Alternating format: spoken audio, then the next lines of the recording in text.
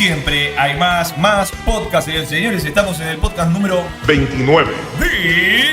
¡Vieron eso! Sí, vieron eso, tercera temporada, siempre acá en Mu Trinchera Boutique. Bueno, no sé si siempre, pero en Mu Trinchera Boutique. Que vamos festejando nuestros 130 programas. Este ya no sé qué número será, porque no sé ni en qué orden saldrá. Pero pronto lo sabrás. Pronto lo sabremos. Nos ha traído la ruleta de la vida a hablar de un tema. Sí, de la vida de... ¿Vidas y tristezas encaja en nuestra categoría o no? No, en este caso es curiosidades. Curiosidades de la vida. De la vida del mismísimo Paul Fox. El genio olvidado o no suficientemente reconocido del mundo de la magia. ¿Cómo sería eso? Señores, cuando hablamos de Paul Fox nos referimos a un gran mago que tuvo preponderancia a mitad del siglo XX pasado, que nació bajo el nombre de Paul Fuchs. Se puso como nombre artístico Paul Fox. Claro que el mediano conocedor de nuestro arte, cuando escucha el nombre de Paul Fox, inmediatamente lo relaciona al modelo más conocido de cubiletes. A los cubiletes. Los cubiletes de Paul Fox. Pero sin embargo, vamos a dedicar este podcast a hablar de facetas ocultas o no tan conocidas de este famoso Paul Fox. Me gusta, curiosidad. Quedó inmortalizado por haber sido él el autor de los diseños de los cubiletes. Y voy a empezar adentrándome con ese tema.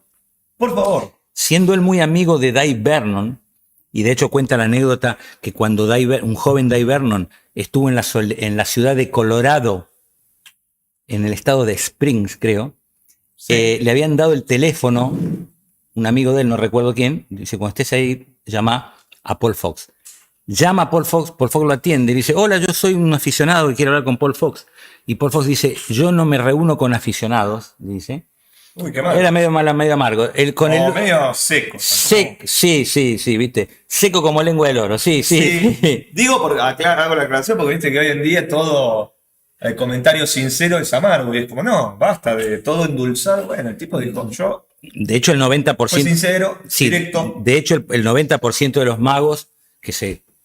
hubiera reaccionado de manera diferente. El 90%, casi diría el 95% de los magos nos llaman y dicen, mira, soy un aficionado, bueno, ¿qué querés? Vení acá, nos encontramos, siempre es una confraternidad, ¿viste? Sí, señor. Sin embargo, este era medio mala onda. Entonces dice, quiero hablar con el señor Paul Fox. Dice, habla él, pero yo no tengo ningún interés en reunirme con ningún aficionado de la magia. Hay un solo aficionado que me interesa conocer, que se llama Dave Vernon. Uy, soy yo mismo, listo, venite, pibe. Y entonces, ahí se conocen y como vulgarmente se dicen ahora, pegaron onda. ¿Viste que te dije así ahora, no? Sí. Bueno, ¿viste? Somos colegas. Claro. Bueno, entonces, claro, todo aquel que veía que la vida no es igual, tiene que saber que no es así. Todo aquel que piense que la vida es desigual. Además de que todo aquel que piense que la vida no es igual, todo aquel que veía a Vernon hacer los cubiletes, quedaba irremediablemente fascinado con el manejo que él hacía de ese elemento icónico de la magia. Me parece poco. Pero Paul Fox, cuyo oficio original era el de orfebre y grabador, Mira, pero no grabador de cinta, sino grabador de... No, de grabar en la piedra. En el metal. En el metal, Y era orfebre. Grabador, claro. Era orfebre, grabador. Bueno. Bien. Entonces, cuando ve los cubiletes, vio que los primigenios cubiletes que usaba Vernon estaban hechos de un latón vasto. Y él dice, no. Esto, yo te voy a hacer un material exclusivo para vos, digno de tu rutina, y crea el famoso e icónico modelo de cubiletes de Paul Fox, que tiene muchas características que el aficionado conoce de sobra. Primero, el culo del cubilete hendido, la base del cubilete hendida, que permite que la bolita no caiga. Cóncavo, ¿no? Cóncavo, exactamente, sí, cóncavo. Y segundo, antes de la boca, el diseño con 3 anillos que hacen de traba cuando el cubilete se apila, dejando un lugar para la carga de la bola. Pero lo más fantástico es el diseño ergonómico anatómico semicurvo que poseen los mismos, que permiten hacerlo girar con un solo golpe de dedo. ¿Así? No, ¿así? No, ¿así? Pero la grandeza del diseño No, pero ya 3 veces dijiste la grandeza del diseño. es que Todo es es grande. genial por todos lados. La grandeza del diseño en realidad estriba en el maravilloso diseño que permite alojar una fruta de tamaño grande o una bola de béisbol. Bien. Y a la vista no pareciera que la bola entra dentro, porque tiene un diseño medio oblongo. ¿Cómo? Un diseño medio oblongo. Por sí. fuera se ve flaquito, se ve tan chiquito, Se ve chato. pero por dentro puede Cargan. cargar una... Eso, una- a grandes rasgos, las bondades del modelo Paul Fox, que se hizo muy famoso. Hoy día ya es muy raro tener un modelo Paul Fox original, ya son verdaderas joyas. Un set de Paul Fox debe salir más de $1000. Hay muchas imitaciones, obviamente, ¿no? Hay muchas imitaciones. Incluso te voy a contar una pequeña intimidad. Sí. Mi querido amigo Pablo Sanata, ¿lo tenés a Pablo Sanata? Sí, estaba pensando en él justamente porque lo recordaba Claro, Pablo yendo a Sanata. verdulerías a Claro, buscar lo que iba a hacer a claro, ofrecer. Pablo Sanata tiene los Paul Fox originales. Me estás jodiendo. Claro, entonces un día viene el show y pela un set de cubiletes hermoso. Y le digo, qué bueno, le digo, estos son los de Paul Fox originales. Me dicen, no. Los de Paul Fox, los originales, los tengo en mi casa. No los saco. Tengo estos que compré que son un duplicado. Ah, claro, bueno. Y no, porque los Paul Fox muy caros, los tengo en casa. Para ocasiones especiales ni siquiera. No, los tiene en la casa porque son joyas estas. Ah, como Él, coleccionista. claro, él usa una imitación.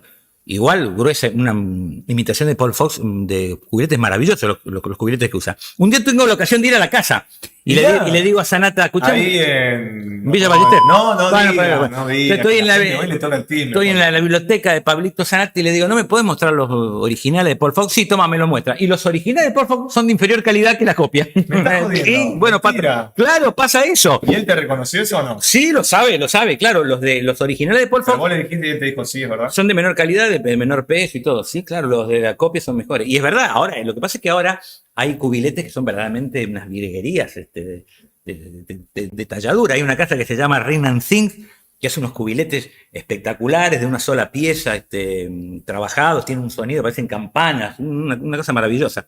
Pero bueno, lo importante es el diseño que inmortalizó el señor Paul Fox. Ahora, todo aquel Todo aquel que haya escuchado el podcast anterior cuando yo hablé de caps, nombré como efecto fundamental el fumarse el pulgar. El otro efecto fundamental de pulgar, de fumarse, aparte de fumarse el pulgar, ¿cuál era? La producción de la sal, el famoso Lone Sal Pur, del que ya hablamos de un podcast entero sobre el juego de la sal. Juego de la sal, hablamos de Fred Caps y de... Pues bien, el gimmick que usa Fred Caps, para el juego de la sal, es el muy parecido al que usaba Vernon para el juego de la sal con su acto del Arlequino, y es un gimmick diseñado por ningún otro que no sea el famoso Paul Fox. El señor Paul Fox diseñó ese gimmick. Originalmente Paul Fox lo diseñó para la aparición de un pañuelo para el acto de A de Duval, que ya hablamos también de A de Duval. Otro podcast muy reciente. Es muy reciente. Bueno, pues bien, él le fabricó un gimmick para que aparezca y desaparezca un pañuelo. Ese gimmick lo utilizó Vernon para hacer la sal y años después lo utilizó Fred Caps. Es decir, que el gimmick de la sal es diseño original del el señor Paul Fox. Claro que la suma de sorpresas llega a su punto casi máximo. Ay, ¿por qué casi? Te voy a preguntar. No, casi más, Pero bueno. porque siempre hay más.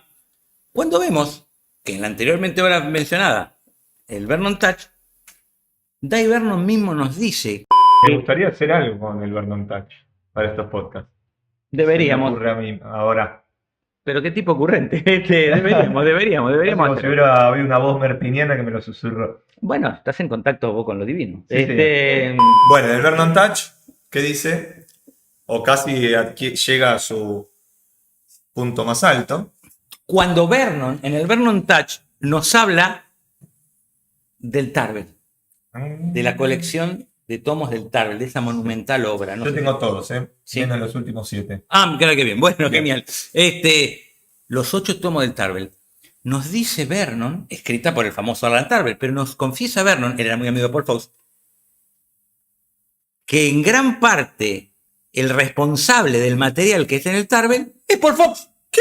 Que colaboró con Tarbell. Lo que pasa es que no quiso saber que es el de figurar porque es muy humilde y modesto.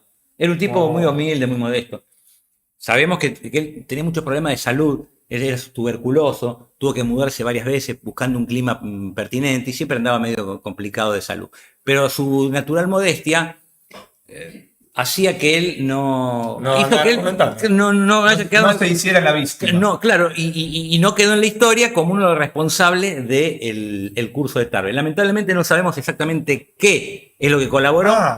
No exactamente qué colaboró, pero bueno, evidentemente, si Vernon lo dice, y lo que decía Vernon era palabra santa, o palabra de Vernon, que vale más que santa, él es el gran responsable del Tarver. No es de extrañar, porque sería ingenuo, de ingenua creencia sería pretender o dar por sentado que toda esa monumental obra la escribió un solo cristiano. No, más bien. Por más que sea Tarver, evidentemente, a pesar de que Tarver en muchas ocasiones da créditos, nombra gente que colaboró con él y todo. Sí, pero sabemos que hay más de lo que debe haber. Sí, curiosamente nunca nombra a Paul Fox. Vernon dice que gran parte de ese material corresponde a la creatividad de Paul Fox. Hola amigos y amigas del podcast ¿Vieron eso? Magos y magas que nos escuchan desde el inicio de este programa o en la segunda temporada o es la primera vez que están escuchando esto, queremos decirles que a partir de hoy pueden aportar económicamente a nuestro proyecto. Lo pueden hacer desde Argentina o desde cualquier parte del mundo. Los links los encuentran debajo en la descripción. Seguimos. También se indica al señor Paul Fox como el inventor de los aros chinos huecos. ¿Oíste hablar de los aros chinos huecos? No. Todos sabemos que la maravillosa cualidad del aro chino, ¿cuál es? El famoso sound value. El valor del sonido. Que el aro chino haga clink, clink, y eso se consigue, o mucho mejor, con un aro hueco. Entonces, ¿qué logró con el invento? Claro, ¿qué logra con el invento del aro hueco? Primero, reducción de peso. Siempre es muy de agradecer para el practicante. Sí. Y segundo, para llevar, traer. Claro, y para manipular. Claro, y segundo, mayor calidad del sonido. El aro chino hueco también lo inventó Paul Fox. Señor. Ahora, claro que el colmo de la sorpresa llega a su punto máximo cuando nos seguimos enterando de cuestiones que no sabíamos. Y si nos enteramos, porque cuestiones no sabíamos. Qué aclaración pelotuda. Vale la redundancia. Pero imagínate cuál fue mi rostro, cuál fue mi ánimo cuando hace unos pocos días que tuve ocasión de tener entre mis manos un recomendable libro. Aprovecho para... ¿Cómo cancheré se agarra el micrófono? Aprovecho para recomendarlo. Un recomendable libro que se llama... No recuerdo el título exactamente, pero se llama Es sobre la vida de Channing Pollock. ¿Lo tenés a Channing Pollock? Sí, y nombraste... Claro, menos mal que antes no te pregunté, porque te iba a preguntar el nombre. Lo nombraste, pero... No sé. Es el libro, es la biografía de Channing Pollock que escribió un cristiano llamado Michael Pascoe. Excelente trabajo. Un libro de 600, 700 páginas. Un verdadero libraco con un sinfín de fotos, documentos. Un maravilloso libro. Bueno, me lo compró Martín Braesas. Martincito, que siempre está de viaje, lo pidió en Estados Unidos y por $100 me lo trajo. Los mejores $100 invertido en toda mi vida. Excelente libro. No me acuerdo el título del libro. Es la vida de Channing Pollock. Ya impresiona la tapa, una tapa muy flamboyante. Channing Pollock, Master of Magic. Exactamente. Channing Pollock, Master of Magic. Gracias, Chris Morningstar. Bueno. Decí directamente gracias, porque ya sabemos que va a ser Chris Morningstar. Sí. Bueno, ahora, lo loco es que entre sobresalto y sobresalto, entre gozo y gozo que me deparó la lectura de ese maravilloso libro, me entero de otro detalle. Escucha esta. A ver. El libro de Channing Pollock, escrito por Michael Pascoe, el autor, en un capítulo preliminar, este hombre se prodiga en hacer todo una investigación teórica acerca de la magia con animales. Qué raro. Bueno, el nexo común sería que Channing Pollock se hizo famoso por hacer aparecer palomas. Sí. Magia con animales.